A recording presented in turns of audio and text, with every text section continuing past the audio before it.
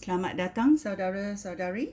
Ya, kita hari ini mau belajar kebangkitan membawa kita apa? Ya, kita mau belajar bahawa kebangkitan membawa kita hidup yang baru. Ya, hidup yang suci, hidup yang baru.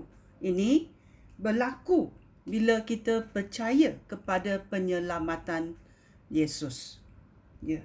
Kita mau mencari ayat Tuhan dalam 2 Timotius ayat babak 1 ayat 9 dan 10. Ia adalah kunci yang kita mau belajar hari ini. Saya membacanya. Allah menyelamatkan dan memanggil kita menjadi umatnya sendiri. Ya. Memanggil kita. Ya. Mari. Ya. Tuhan memanggil kita.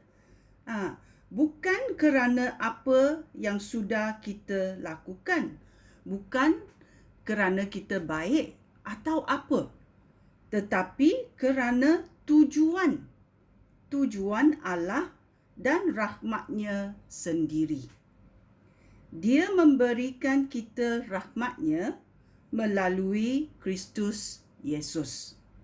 Sebelum dunia ini diciptakan.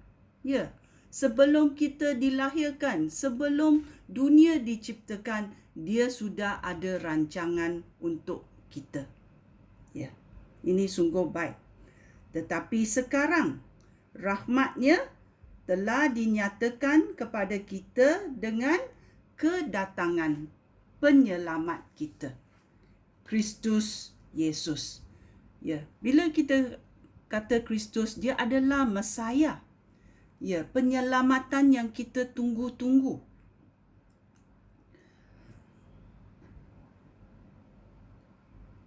Ya.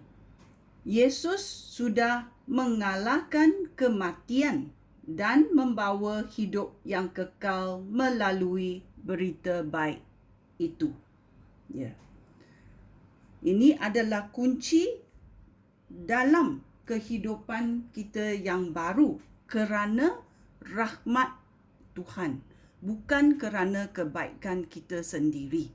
Kerana anugerah Tuhan telah melimpah kepada hidup kita. Dan macam mana kita hidup dengan hidup yang baru ini bila kita sudah percaya? Apa kita boleh buat? Ya, mari kita mendengar dalam 2 Timotius macam mana Paulus menggalakkan Timotius.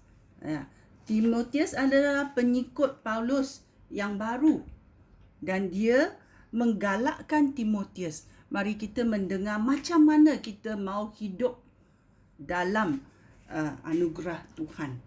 Ya. Dalam ayat 3 babak 1.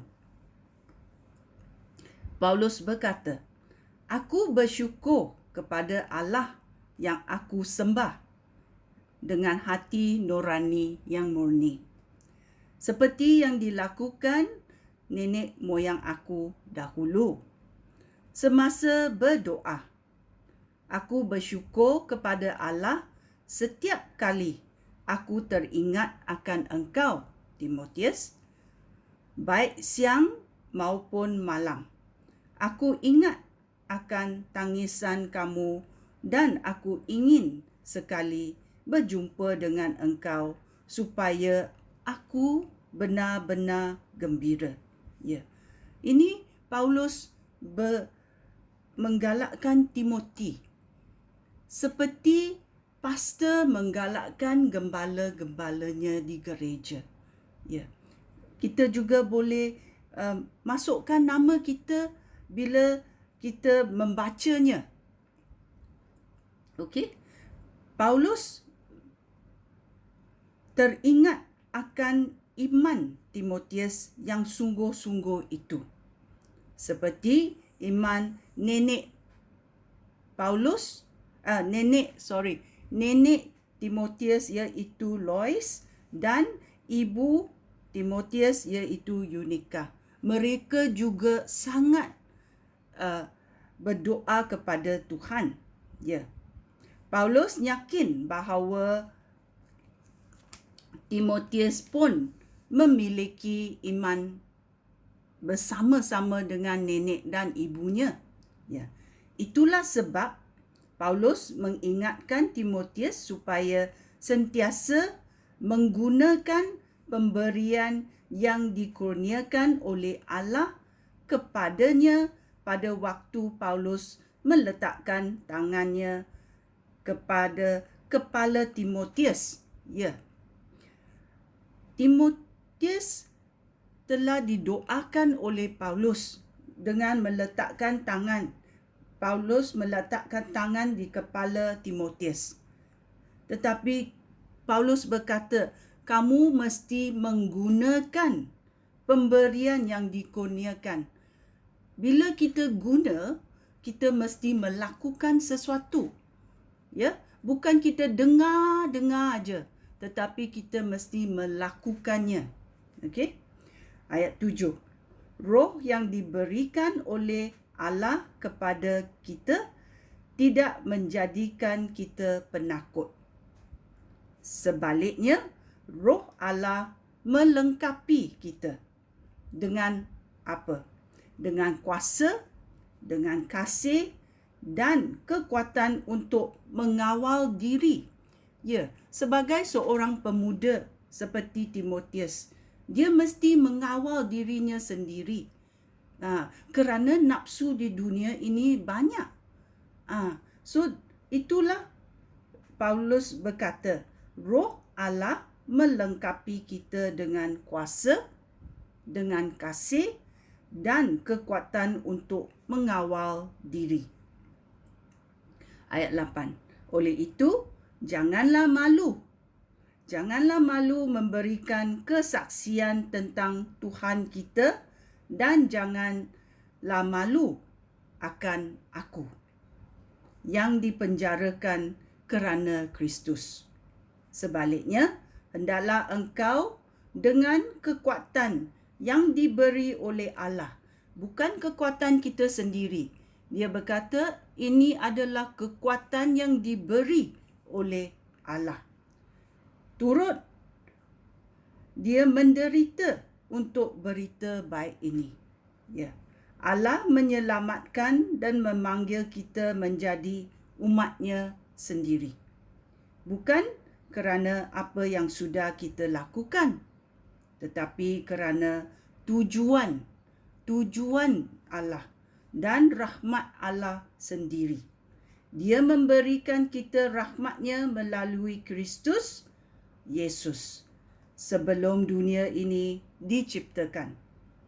Tetapi sekarang rahmat-Nya telah dinyatakan kepada kita dengan kedatangan penyelamat kita, Kristus Yesus. Yesus sudah mengalahkan kuasa kematian dan membawa hidup yang kekal melalui berita baik itu. Allah sudah melantik Paulus menjadi rasul dan guru untuk mengisytiharkan berita baik ini. Kita boleh tahu Allah telah melantik pastor-pastor menjadi rasul dan guru untuk mengisytiharkan berita baik itu. Itulah sebabnya Paulus menderita semua ini. Tetapi Paulus berkata, Paulus tetap yakin kerana Paulus mengenal siapa yang dia percayai. Dia percayai Allah. Dia percayai Kristus Yesus. Dan dia percayai bahawa Roh Allah akan menggalakkan dia. Ya. Aku yakin, Paulus berkata, bahawa dia berkuasa menjaga apa yang telah dipercayakannya kepada Paulus sehingga hari kiamat. Ya. Ikutilah ajaran benar yang telah Paulus ajarkan kepada kamu. Hendaklah engkau tetap berpegang kepada iman dan kasih yang menjadi milik kita kerana kita bersatu dengan Kristus. Ya. Dengan kuasa Roh Allah yang hidup di dalam kita. Jagalah berita baik yang telah dipercayakan kepada kamu, seperti engkau menjaga harta yang berharga. Ya. Ayat ini jaga. Bila kita jaga, kita menumpukan perhatian kepadanya. Bila kita jaga keluarga kita, kita menumpu perhatian kepada keluarga kita. Kita menggunakannya. Macam mana kita menggunakannya? Kita menjalani hidup ini dengan menggunakan apa yang dikurniakan oleh Allah kepada kita. Ya, kerana hidup di dunia ini bukan senang. Kerana dunia ini telah jatuh kerana dosa kita. Itulah kita mesti tahu apa Roh Allah melengkapi kita dengan kuasa, kasih dan kekuatan untuk mengawal diri. Ya, inilah hidup baru yang kita boleh mengatasi gejala-gejala dalam hidup di bumi ini. Ya. Kuatkanlah iman, okey, supaya kita boleh hidup dengan kuasa Tuhan. Sekian, terima kasih. Shalom.